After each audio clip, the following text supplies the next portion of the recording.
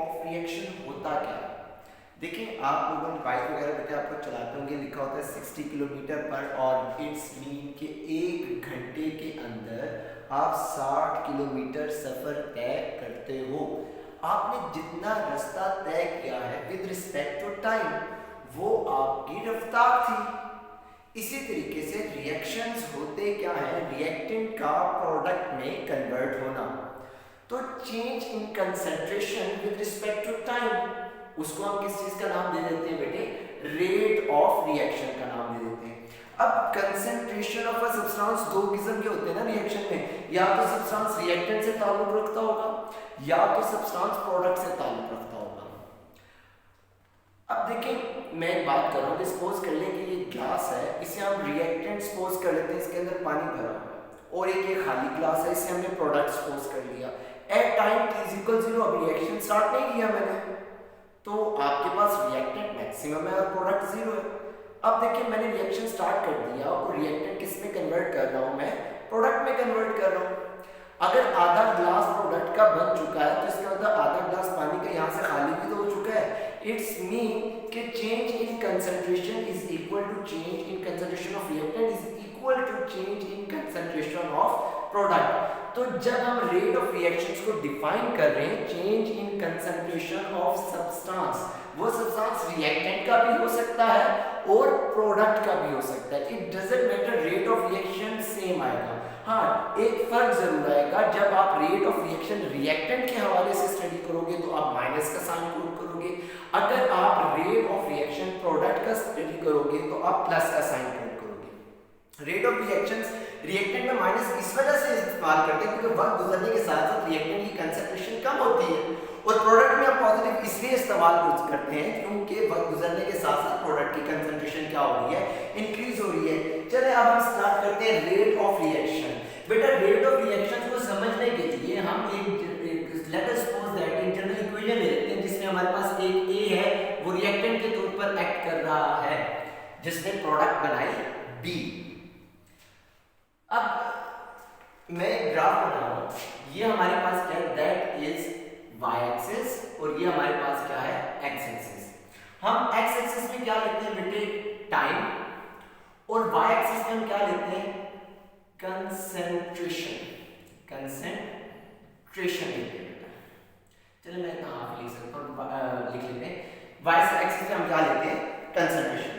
चलिए यहाँ पे टाइम के लिए हम सपोज थोड़ी बात करें, 1-2 मिनट या घंटे या टाइम को तो डिपेंड करता है ना रिएक्शन पे। मैं यहाँ पे लिख देता हूँ that is t0, t1, t2, t3, t4, t5 and t6। इसी तरीके से हम कंसंट्रेशन लिख लेते हैं that is c1, c2, c3, c4, c5, c6 and c7। अब मैं कर्व बनाने लगा हूं बेटे, इसमें ये जो रेड कलर का मार्कर होगा ना, ये रिप्रेजेंट करेगा किसको, रिएक्टेंट को, और जो ब्लू कलर से मैं कर्व बनाऊंगा ये मेरे बेटा अपने ज़हन में रखिए कि ये रिप्रेजेंट करेगा प्रोडक्ट को। At time t is equal to 0, यानी कि रिएक्शन मैंने स्टार्ट नहीं किया, कंसंट्रेशन की रिएक्टेंट मैक्सिमम, रिएक्टेंट की कंसंट्रेशन मैक्सिमम है, तो रिएक्टेंट को हमने किसी रेड साइन से जो हम ये कहते हैं, ये आप लोगों के पास कंसंट्रेशन किस चीज की, C7 दैट इज रिएक्टेंट की, और उस वक्त प्रोडक्ट की कंसंट्रेशन क्या है, 0। हमने रिएक्शन स्टार्ट किया, टाइम गुजरने के साथ साथ रिएक्टेंट कन्वर्ट हो रहा है प्रोडक्ट में, मतलब कि रिएक्टेंट की कंसंट्रेशन क्या होती जाएगी, डिक्रीज होती जाएगी, और आपको कर्व कुछ इस तरीके से मिलेगा। अगर आप इस रेड कर्व रिएक्टेंट के कर्व पे गौर करें, ये कर्व नीचे की तरफ भी आ रहा है, आगे की तरफ भी जा रहा है, इसका नीचे की तरफ आ रहा है, इट्स मीन कि आपके पास कंसंट्रेशन रिएक्टेंट की क्या हो रही है, डिक्रीज हो रही है। कब, आगे की तरफ भी जा रहा है ना कर्व, रिएक्टेंट की कंसंट्रेशन डिक्रीज हो रही है जैसे जैसे टाइम गुजरता जा रहा है। इसी तरीके से प्रोडक्ट का बेटा मैं कर्व ड्रॉ करने लगा, प्रोडक्ट का कर्व कुछ हमें इस तरीके से ऑब्टेन होता है। इसका मतलब ये है, देखिए प्रोडक्ट का कर्व ऊपर की तरफ भी जा रहा है और आगे की तरफ भी जा रहा है, मतलब कि प्रोडक्ट की कंसंट्रेशन इंक्रीज हो रही है जैसे जैसे टाइम इंक्रीज हो रहा है, टाइम गुजरता जा रहा है। तो चले हम मालूम करना चाहते हैं कि T3 और T5 ये जो दो टाइम इंटरवल है इसमें हमारा कितना रिएक्टेंट, ये रिएक्शन की रफ्तार कितनी थी और कितने कंसंट्रेशन रिएक्टेंट जो है वो प्रोडक्ट के अंदर फॉर्म हुई है। तो चले हमने मालूम किसमें करें T3 और T5। तो देखिए T5 में प्रोडक्ट की कंसंट्रेशन क्या बन चुकी है, इतनी प्रोडक्ट की कंसंट्रेशन बन चुकी है। और T3 में प्रोडक्ट की कंसंट्रेशन कितनी बेटे कितनी थी, इतनी कंसंट्रेशन किस चीज की थी, प्रोडक्ट की। तो देखें ये T5 पे प्रोडक्ट की कंसंट्रेशन हमारे पास आ रही है C7 और T3 में प्रोडक्ट की कंसंट्रेशन हमारे पास क्या आ रही है, दैट इज C6। बेटे ये जो टाइम इंटरवल है ना इसको हम क्या लिखते हैं, that is dt, change in time.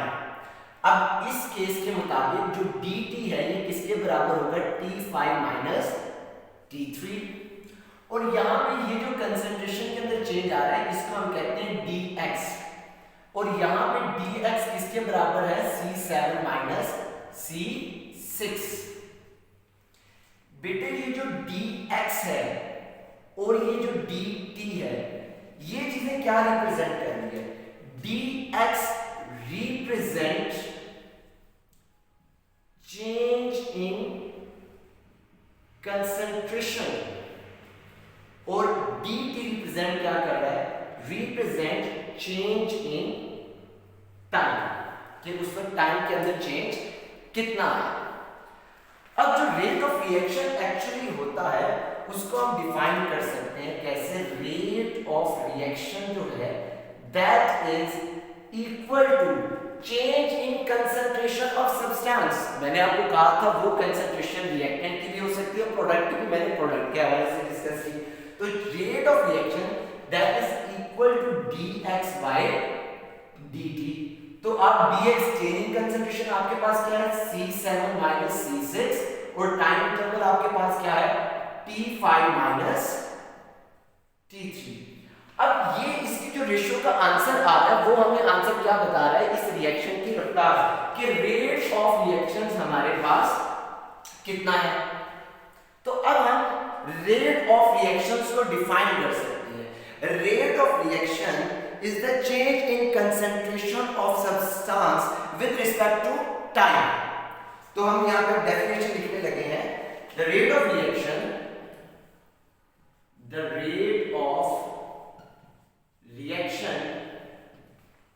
is defined as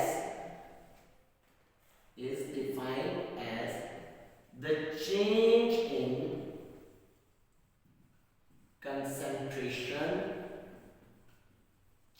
concentration of substance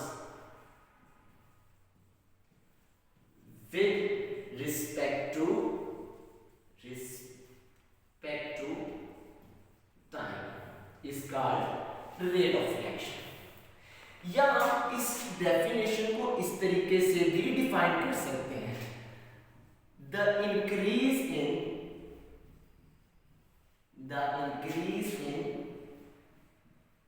concentration of product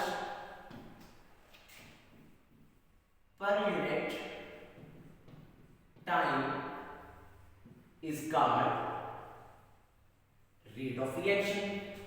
या हम इसको ऐसे भी डिफाइन कर सकते हैं, the decrease in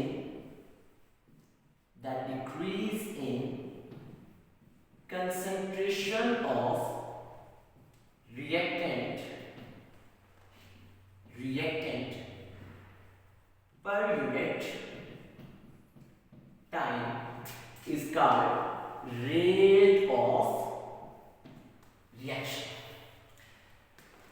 अब हम देखते हैं कि रेट ऑफ रिएक्शन को मैथमेटिकली हम कैसे लिख सकते हैं, मैथमेटिकली। तो अभी हमने डिफाइन किया था कि जो रेट ऑफ रिएक्शन है, रेट ऑफ रिएक्शन ये किसके बराबर है, that is equal to change in concentration of substance over change in time. मैं पहले ग्राफ में बता के भी आया था कि चेंज इन कंसंट्रेशन को हम किस तरीके से रिप्रेजेंट करते हैं बेटा, दैट इज dx, और चेंज इन टाइम को dt। फिर मैंने आपको बताया कि सब्सटेंस दो किस्म के हैं, रिएक्टेंट भी है और प्रोडक्ट भी है। तो अब हम देखते हैं change in concentration of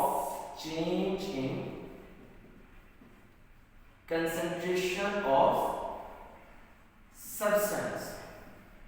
reaction के अंदर मैंने आपको बताया कि दो किस्म के सब्सटेंस हो सकते हैं, या रिएक्टेंट से ताल्लुक रखेंगे या फिर मेरे बेटे वो किससे ताल्लुक रखेंगे, प्रोडक्ट से, या रिएक्टेंट से या प्रोडक्ट से। अगर तो उन्होंने रिएक्टेंट से ताल्लुक रखते हैं वो सब्सटेंस, तो डेफिनेशन आप अप्लाई करोगे तो decrease in concentration of reactant. अगर प्रोडक्ट से अप्लाई करते हैं तो उससे भी आप में डिफाइन करना था increase in concentration of product. जब रिएक्टेंट के हवाले से रेट ऑफ रिएक्शन लिखोगे तो वो लिखेंगे आप -dx/dt। इसमें जो dx है वो change in concentration of reactant होगा। अगर आप प्रोडक्ट के हवाले से डिफाइन करेंगे रेट ऑफ रिएक्शन को, आप लिखेंगे +dx/dt। इसमें जो dx होगा वो क्या होगा, change in concentration of product. Mathematically अब हमने देख लिया, अब हम इसकी देखते हैं यूनिट, कि इसकी यूनिट क्या होगी। अभी हमने ऊपर मैथमेटिकली देखा कि जो रेट ऑफ रिएक्शन है, रेट ऑफ रिएक्शन जो है that is equal to change in concentration. Concentration की यूनिट क्या होती है भाई, मोल डेसीमीटर क्यूब पर यूनिट टाइम। टाइम की क्या है आपके पास यूनिट, दैट इज सेकंड। तो रेट ऑफ रिएक्शन की यूनिट आप लोगों के पास आ गई मोल पर डेसीमीटर क्यूब पर सेकंड। ये हमारे पास था rate of reaction. Rate of reaction के बाद एक और डेफिनेशन हम स्टडी करते हैं जिसे हम कहते हैं इंस्टेंटेनियस रेट।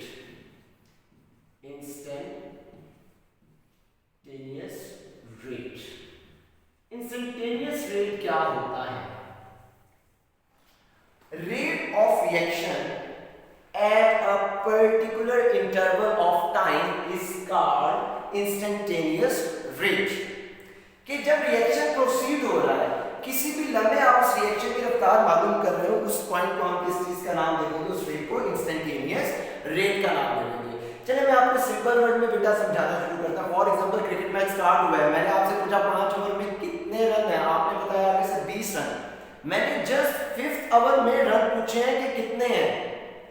अब कितने टाइम वो छोड़े, आप 5th ओवर में आपने रन बता दिया कि कितने, 5, ये किस्म का इंस्टेंटेनियस रेट है। अगर मैं आपसे क्वेश्चन पूछूं या 5 से 10 ओवर के माबेन कितने रन बनाए, तो आप बताएंगे इतने। अब दो स्पेसिफिक टाइम इंटरवल के दरमियान में पूछ रहा हूं तो वो उसकी क्या होगी, एवरेज। तो इंस्टेंटेनियस रेट को हम डिफाइन कर सकते हैं, the rate of reaction at a particular time interval is called instantaneous rate। For example हम ग्राफ बनाते हैं कि जी हमारे पास क्या, दैट इज y एक्सिस, और ये हमारे पास क्या बेटा, x एक्सिस। x एक्सिस में हमारे पास क्या होता है, टाइम, और y एक्सिस में हमारे पास क्या होती है, कंसंट्रेशन। टाइम आपने लिख लिया, that is t1 t0 t1 t2 t3 t4 t5 and plus यहां पे C1 C2 C3 C4 and C5। मैं कर बना रहा हूं रिएक्टेंट का, सॉरी प्रोडक्ट का। ये प्रोडक्ट अगर पूछा है किस तरह की। अब मैं मालूम करना चाहता हूं T4 जो टाइम 4 है, यहां पर कंसंट्रेशन ऑफ प्रोडक्ट कितनी है, प्रोडक्ट कितनी तैयार हो चुकी है। तो मैं ये यहां से डॉटेड लाइन ड्रा कर रहा हूं, इतनी प्रोडक्ट बन चुकी है, ये कंसंट्रेशन प्रोडक्ट की। तो अगर मैं इसका रेट ऑफ रिएक्शन निकालूं, यानी कि ये हमारे पास रेट ऑफ रिएक्शन इसका आ गया C5/T4, यानी कि T4 में मैं मालूम कर रहा हूं कि कंसंट्रेशन हमारी कितनी है, उसकी रेशियो निकाली मैंने। इस किस्म के रेट को हम किस चीज का नाम देते हैं, इंस्टेंटेनियस रेट का नाम देते हैं। अब हम इंस्टेंटेनियस रेट को डिफाइन करते हैं, the rate of reaction the rate of reaction at a particular time interval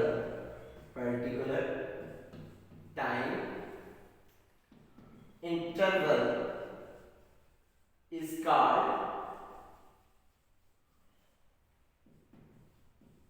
instantaneous rate.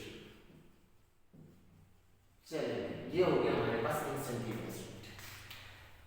Next हम करते हैं इंस्टेंटेनियस रेट के बाद हमारे पास रहता है दैट इज एवरेज रेट। बेटे एवरेज रेट के बारे में मैंने आपको बताया the rate of reaction between two specific time interval is called average rate of reaction. For example हम इसके लिए ग्राफ बनाते हैं ताकि इसकी डेफिनेशन को भी समझ सके। ये हमारे पास y एक्सिस है और ये बेटे हमारे पास क्या है x एक्सिस। यहाँ पर हमारे पास आता है टाइम और यहाँ पे हम क्या ले रहे हैं कंसंट्रेशन। तो टाइम हमारे पास आ गया t0, t1, t2, t3, t4, t5 और t6।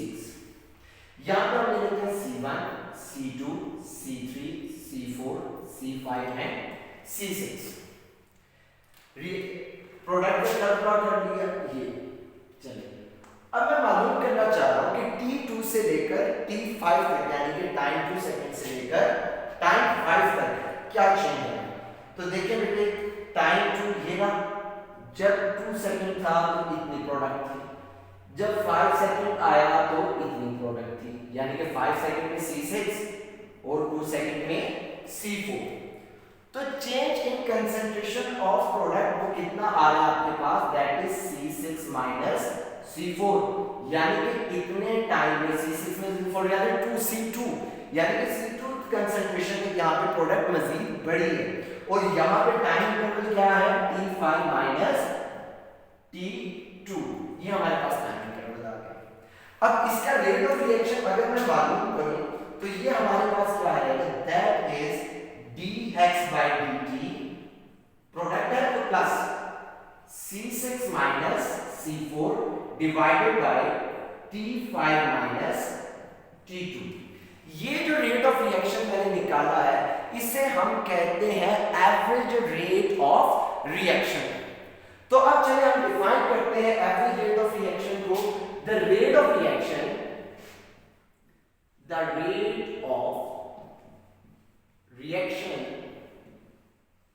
between two specific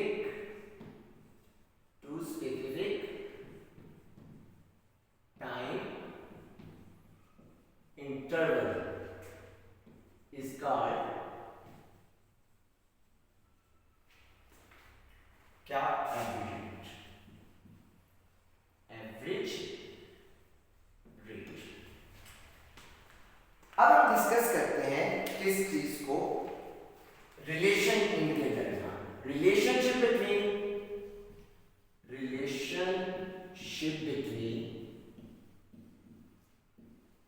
average rate and instantaneous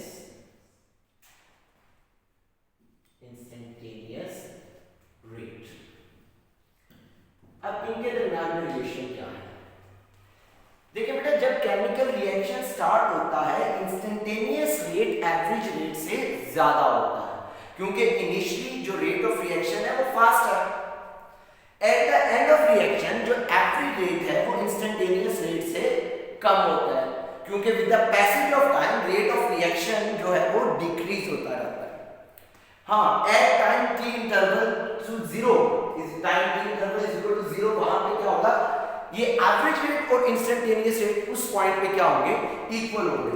तो मैंने 3 पॉइंट बेटे इसके रिलेशन में आपको बताया। एट स्टार्ट ऑफ रिएक्शन क्या होगा एट स्टार्ट ऑफ रिएक्शन। बेटे स्टार्ट ऑफ रिएक्शन में मैंने आपको बताया कि जो इंस्टेंटेनियस रेट है इंस्टेंटेनियस रेट जो है इज ग्रेटर देन ज्यादा होता है किससे एवरेज रेट से। Reason because the rate of reaction is fast, क्योंकि इनिशियल रेट ऑफ रिएक्शन क्या होता है, फास्ट होता है। फिर हम डिस्कस करते हैं इसका second point, eight the end of reaction. जब रिएक्शन खत्म होने वाला हो, रिएक्शन के आखिर में, रिएक्शन के एंड में बेटे इंस्टेंटेनियस रेट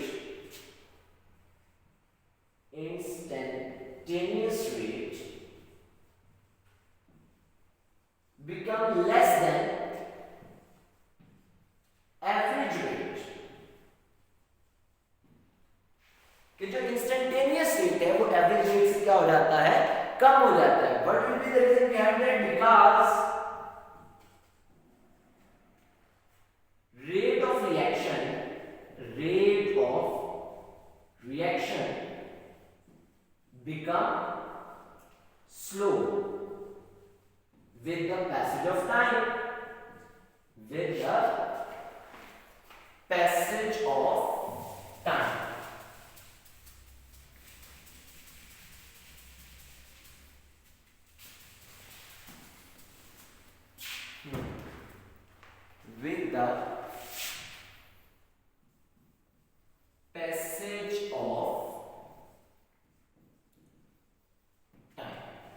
अब थर्ड पॉइंट की तरफ आ जाते हैं। वो हमारे पास क्या था, एट टाइम इंटरवल जीरो। जब टाइम इंटरवल जीरो होता है तो instantaneous rate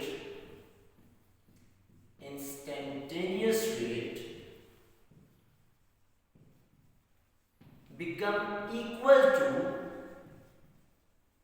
average rate.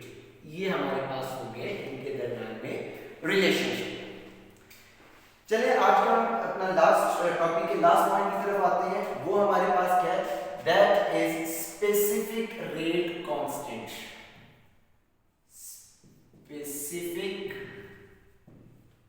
Rate constant कि स्पेसिफिक रेट कांस्टेंट क्या होता है?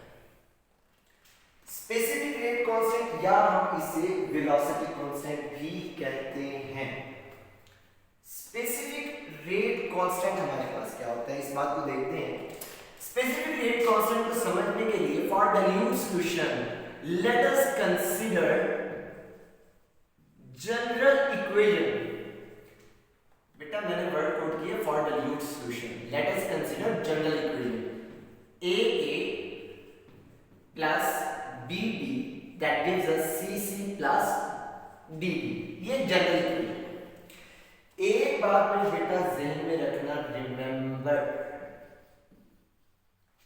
For dilute solution active mass is equal to the concentration of reactant। तो अब हम अप्लाई करते हैं इसके ऊपर law of mass action. According to the law of mass action, according to the law of mass action, law of mass action के मुताबिक rate of reaction is directly proportional to the concentration of reactant। तो देखें हम law of mass action apply करते हैं तो हम लिख सकते हैं rate of reaction that is directly proportional to the concentration of reactant। या हम इसको ऐसे भी लिख सकते हैं, rate of reaction is equal to the proportionality की जगह कांस्टेंट साइन आ गया, concentration of reactant। ये जो हमारे पास इक्वेशन आई है, इस इक्वेशन को हम कहते हैं रेट इक्वेशन। ये जो इक्वेशन है इसे हम किस चीज का नाम देते हैं, रेट इक्वेशन का नाम देते हैं। अब इस रेट इक्वेशन में k रिप्रेजेंट कर रहा है, k represent rate constant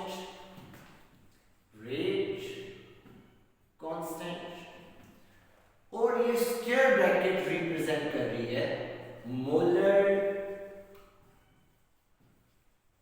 concentration. Let us suppose that the molar concentration of reactant A and B both are 1. कि जो मोलर कंसंट्रेशन A है वो भी हमने क्या रखी 1 और मोलर कंसंट्रेशन B है वो भी हमने क्या रखी 1 और इन दोनों की वैल्यू हम पुट करने जा रहे हैं किसके अंदर रेट इक्वेशन के अंदर। तो हम देखते हैं कि हमारे पास आंसर क्या आता है। तो हमने कहा लेट अस कंसीडर, सपोज कर लेते हैं, सपोज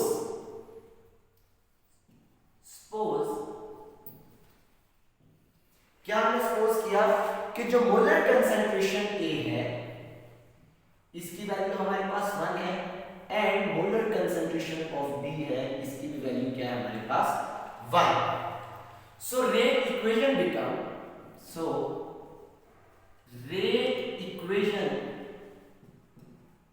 बिकम हमारे पास रेट इक्वेशन क्या आ जाएगी? रेट इक्वेशन बेटे हमारे पास हो जाएगी rate of reaction is equal to K into 1, दोनों की मोलर कंसंट्रेशन 1 थी। अब 1 की पावर A और 1 की पावर B, बेटे 1 की पावर जो मर्जी हो जाए आंसर क्या आता है हमारे पास 1 आता है। तो रेट ऑफ रिएक्शन हमारे पास क्या आ गया that is equal to K। तो हमारे पास स्पेसिफिक रेट या रेट कांस्टेंट की डेफिनेशन भी बन जाती है यहां से कि rate of reaction is said to be rate constant, कि रेट ऑफ रिएक्शन को ही हम रेट कांस्टेंट कह सकते हैं कब? If the molar concentration of reactant is unity under given condition. तो अब हम इसकी डेफिनेशन लिखने लगे। डेफिनेशन हमारे पास बेटे क्या बनती है, ये हमारे पास है if rate of reaction is said to be specific rate constant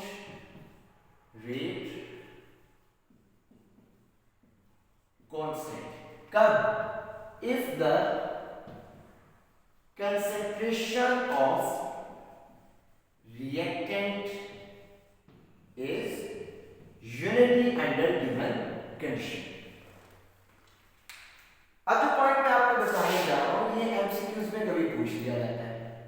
याद रखना कि जो रेट कांस्टेंट K है ये टेंपरेचर के डायरेक्टली प्रोपोर्शनल है और टेंपरेचर पर ये डिपेंड करता है, जबकि K does not depend upon, किन चीजों पे K डिपेंड नहीं करता? प्रेशर पर डिपेंड नहीं करता, वॉल्यूम पर डिपेंड नहीं करता और कैटालिस्ट पर डिपेंड नहीं करता। उसके बाद नेक्स्ट हमारे पास क्या आ जाता है कि एक और डेफिनेशन बन जाती है। देखिए बेटा जो हमारे पास रेट इक्वेशन है, रेट इक्वेशन को मैं ऐसे भी तो लिख सकता हूं ना कि एक और डेफिनेशन है बेटा आपको मैं बताने लगा हूं कि रेट ऑफ रिएक्शन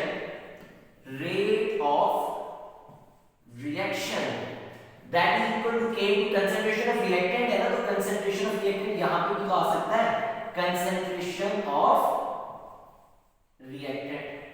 तो दूसरी डेफिनेशन बेटे आप राइट कर लें कॉपी पे ऊपर, वो क्या है? K is defined as the ratio between rate of reaction and concentration of reactant।